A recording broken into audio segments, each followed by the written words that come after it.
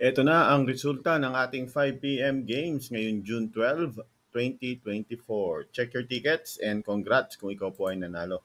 Para sa 3D Lotto ngayong alas 5 ng hapon, ang lumabas na number ay 760. 760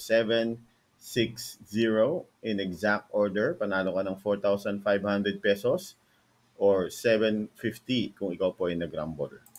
Para sa 2D Lotto, ang lumabas ngayong alas 5 ng hapon ay 26-4. 26-4, panalo ka ng 4,000 or 2,000 kung rumble.